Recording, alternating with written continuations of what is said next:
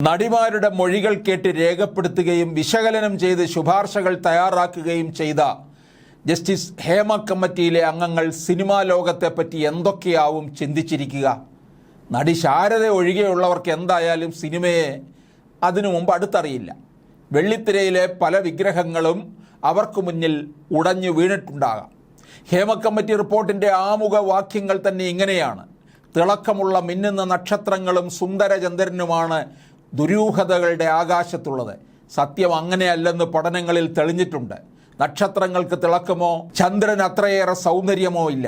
അതുകൊണ്ട് തന്നെ കാണുന്നതെല്ലാം വിശ്വസിക്കരുത്. ഉപ്പ് പോലും കാഴ്ചയ്ക്ക് പഞ്ചസാര പോലെയാണ്. ഇതിലുണ്ടെല്ലാം. പവർ ഗ്രൂപ്പിൻ്റെ നായകനെക്കുറിച്ച് മന്നവേന്ദ്ര വിളങ്ങുന്ന ചന്ദ്രനെ പോലെ നിൻമുഖം എന്നുകൂടി ചേർത്തിരുന്നെങ്കിൽ ഒരുപക്ഷെ നന്നായേനെ. സിനിമ ബാൽക്കണിയിൽ എന്ന പോലെ ദൂരെ മാറിയിരുന്ന് ആസ്വദിക്കുന്നതാണ് എപ്പോഴും നല്ലത്. അടുക്കും തോറും സുഖം കുറയും, ധാരണകൾ തെറ്റും. ബ്ലാക്ക് ആൻഡ് വൈറ്റ് കാലം മുതൽ സിനിമയിൽ പെൺവിഷയമുണ്ട്.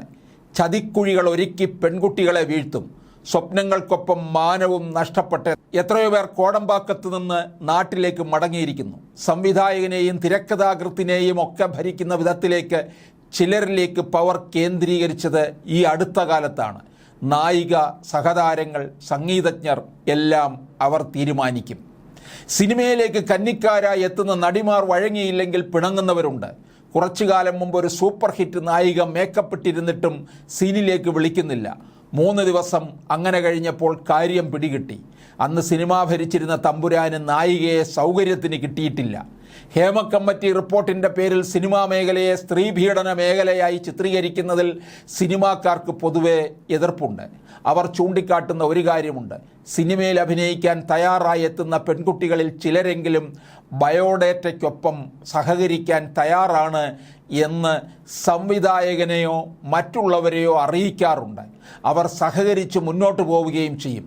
അതിനപ്പുറത്ത് അഭിമാനവും ധാർമ്മികതയും ഒക്കെ മുറുകെ പിടിച്ചെത്തുന്നവരെ നിർബന്ധിക്കുകയോ ട്രാപ്പിൽപ്പെടുത്തുകയോ ചെയ്യുമ്പോഴാണ് പ്രശ്നമാകുന്നതെന്നും ഇക്കൂട്ടർ സമ്മതിക്കുന്നു.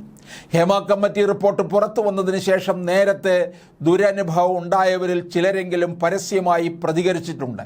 ചെറുവേഷങ്ങൾ ചെയ്യുന്ന കോഴിക്കോട് സ്വദേശിയായ യുവതി പറഞ്ഞത് ഇങ്ങനെയാണ്: ഒരു സ്ക്രിപ്റ്റ് എഴുതി വായിച്ചവരൊക്കെ നല്ലതെന്ന് പറഞ്ഞു, പക്ഷെ സിനിമയാക്കണമെങ്കിൽ വഴങ്ങിക്കൊടുക്കണം. ഇക്കാര്യം ആവശ്യപ്പെട്ടവരിൽ ഒരു വയോധികനും ഉണ്ടായിരുന്നു. അങ്ങനെ സിനിമാമോഹം മതിയാക്കിയ യുവതി ഇപ്പോൾ നാട്ടിൽ പായസ കച്ചവടം ചെയ്ത് ജീവിക്കുന്നു. ജോലിക്കാരെ സപ്ലൈ ചെയ്യുന്ന ഏജൻസികളെല്ലാം രംഗത്തുള്ളതുപോലെ ആർട്ടിസ്റ്റുകളെ സപ്ലൈ ചെയ്യുന്ന ഏജൻസികൾ സിനിമാ രംഗത്തുണ്ട്. ഇത്തരം ഏജൻസികളുടെ പ്രവർത്തനത്തിന് പ്രത്യേക നിയമാവലിയൊന്നും സർക്കാർ പുറത്തിറക്കിയിട്ടില്ലെന്ന് മാത്രം. സൗന്ദര്യമുണ്ട്, അഭിനയിക്കാൻ അറിയാം, അല്പമൊക്കെ വിട്ടുവീഴ്ച ചെയ്താൽ പണം, പ്രശസ്തി എന്നിവ തേടിയെത്തുമെന്ന വിശ്വാസത്തിൽ ഇപ്പോഴും രണ്ടും കൽപ്പിച്ച് രംഗത്തെത്തുന്നവരുണ്ട്. എല്ലാറ്റിനും ഒരു ന്യൂജൻ രീതി കാണുമെന്ന് മാത്രം. മദ്യത്തിൻ്റെ മാത്രമല്ല മയക്കുമരുന്നിൻ്റെയും പിടിയിലായ സിനിമാക്കാരുടെ എണ്ണം കൂടി വരികയാണ്. കുറച്ചു കാലം ക്ലിക്കായി നിന്ന ശേഷം സിനിമയിലെങ്കിലും തരക്കേടില്ല. ടെലിവിഷൻ പോലുള്ള പ്ലാറ്റ്ഫോമുകളുണ്ടല്ലോ, പവർ ഗ്രൂപ്പ്. അത് ഏത് ഗ്രൂപ്പ് എന്ന രീതിയിലാണ് അമ്മയുടെ ഭാരവാഹികൾ കഴിഞ്ഞ ദിവസം വാർത്താ സമ്മേളനത്തിൽ സൗമ്യമായിട്ട് ചോദിച്ചത്. കോടതി അനുവദിക്കുമെങ്കിൽ വേട്ടക്കാരുടെ പേരുകൾ വരട്ടെ എന്ന് പറയാനുള്ള ചങ്കൂറ്റം വൈസ് പ്രസിഡന്റ് കൂടിയായ ജഗദീഷ് കാണിച്ചു എന്നുള്ളതാണ്.